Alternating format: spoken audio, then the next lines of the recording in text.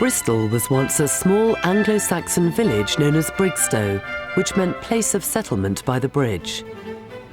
Over the past 800 years, it has become one of Britain's most important cities in both cultural and economic terms. Its status is symbolised by the role of Lord Mayor. The city appointed its first known mayor, Roger Cordwainer, back in 1216. The word mayor stands for chief citizen, and the Great Charter of 1373 gave Bristol powers of self-government, which elevated the role of mayor and led to a recognition of the merchant classes. Often the city's mayors were wealthy seafarers. One such man was William Canning, who was mayor 5 times between 1442 and 1467. Mayors had great influence over the growth of the city. They helped fund the explorer John Cabot's pioneering trip to America in 1497 aboard the Matthew.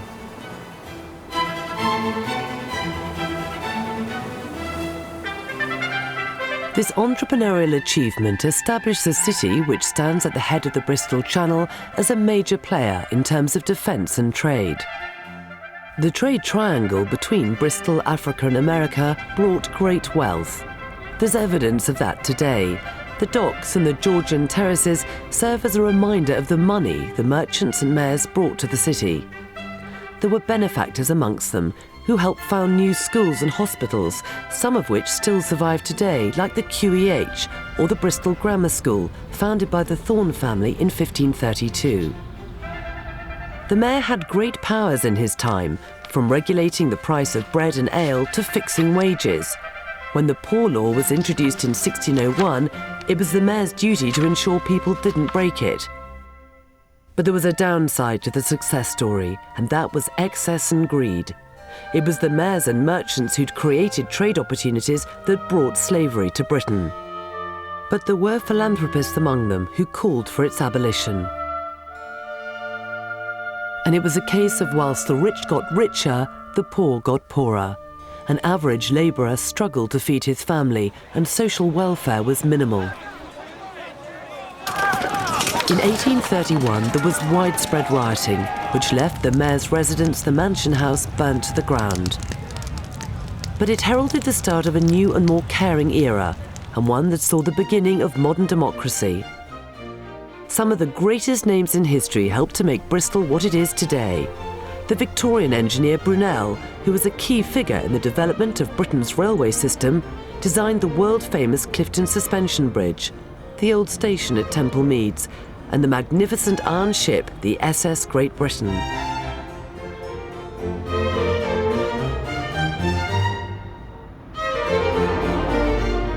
Thanks to its benefactors and mayors, Bristol began to flourish, with hospitals, schools, museums and libraries springing up around the city. It was rebuilding itself politically and physically. In 1899, Queen Victoria knighted Herbert Ashman and elevated the city's mayor to the status of Lord Mayor. The opening of the Royal Edward Dock in 1908 was symbolic of Bristol's success, and the Lord Mayor was an important figurehead and spokesperson for the elected local government. But the Second World War brought devastation. The Blitz decimated parts of the city, leaving people without homes and places to work. But nothing was going to stop Bristol's resurgence. The Lord Mayor welcomed many dignitaries and important people, like this visit by the Prime Minister Winston Churchill in 1945 to the university.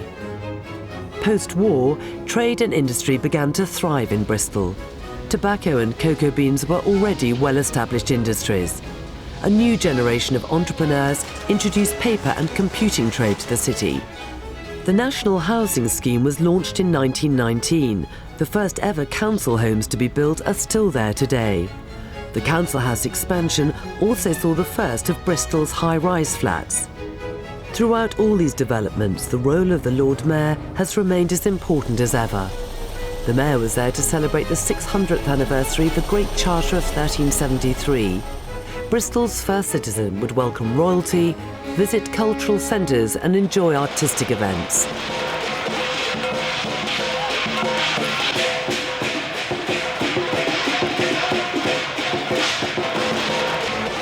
In 1963, Florence Brown became Bristol's first ever female Lord Mayor. And in 1990, the city elected its first black mayor, Councillor Jim Williams. Today, Bristol is home to world-famous industries such as Aardman Animations, Cameron Balloons that have been involved in transatlantic expeditions, and the blue glass which is shipped across the globe. It has innovative tourist attractions and is a thriving media centre.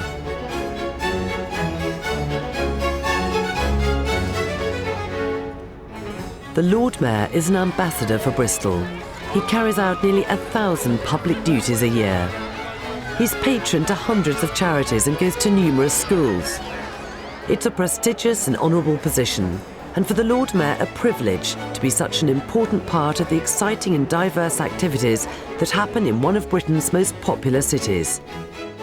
Whatever the future brings, the Lord Mayor of Bristol holds an office that reflects the civic pride of its population and is its representative on the world stage.